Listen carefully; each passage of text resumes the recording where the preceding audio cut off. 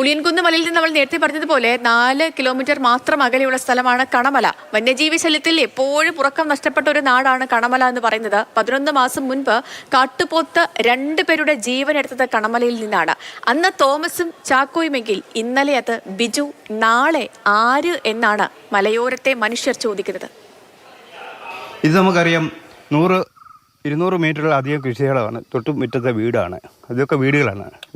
ആ കെട്ടിത്തിരിച്ചൊക്കെ വീട്ടുമുറ്റത്താണ്. സ്വന്തം വീടിന് മുറ്റത്തിറങ്ങി ലൈറ്റ് അടിച്ച് നോക്കാൻ വരുമ്പോൾ ഇങ്ങനെ വന്യമൃഗങ്ങൾ ഇറങ്ങി ഭീഷണി കൊന്ന് ജീവനെ നശിപ്പിച്ച് കൊന്നു കളയുന്ന ഒരവസ്ഥ എന്ന് പറഞ്ഞാൽ ഒരിക്കലും ചിന്തിക്കാൻ പറ്റത്തില്ല. ഞങ്ങൾ പറയുകയാണെങ്കിൽ ഇനി ഞങ്ങൾക്ക് സ്വരക്ഷയ്ക്ക് തോക്ക് തന്നെ തരണം. വന്ന സമയത്ത് ചേട്ടൻ അറിഞ്ഞിരുന്നോ? ഇല്ല, അറിഞ്ഞില്ലായിരുന്നു. പിന്നെ അയൽവാസി പറഞ്ഞപ്പോഴാണ് അറിയുന്നത്. അപ്പോഴത്തേക്ക് ഈ സംഭവം നടന്നിരുന്നോ? കഴിഞ്ഞു. ആന 2 ദിവസങ്ങളിലായിട്ട് ഇതിൽ കൂടാടി സഞ്ചരിക്കുന്നുണ്ടായിരുന്നു. അത് പെണ്ണാനയായിരുന്നു, ഇത് ഒരു കൊമ്പനാനയായിരുന്നു.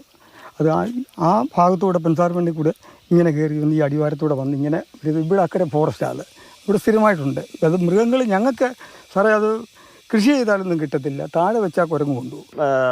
വനം വകുപ്പ് മന്ത്രി പറയുന്നത് കേന്ദ്രത്തിൻ്റെ കുഴപ്പമാണ് അവർ. ഞാൻ പറഞ്ഞിട്ട് കേന്ദ്രത്തിൻ്റെ കുഴപ്പമാണ്. നമ്മുടെ വനം വകുപ്പ് മന്ത്രി രാജിവെച്ചിട്ട് കേന്ദ്രമന്ത്രിയെ ഈ സ്ഥാനം ഏൽപ്പിക്കുക. ഒന്നാമത്തെ പുള്ളി വയസ്സനാണ്.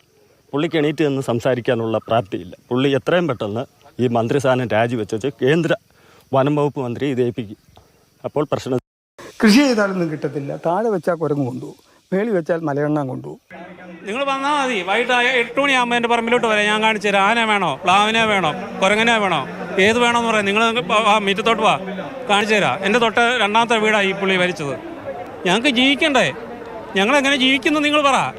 നാട്ടിൻപുറത്തുള്ളവർക്കൊക്കെ അവർക്ക് ഒരു പ്രശ്നവുമില്ല. ഞങ്ങളെങ്ങനെ ജീവിക്കും?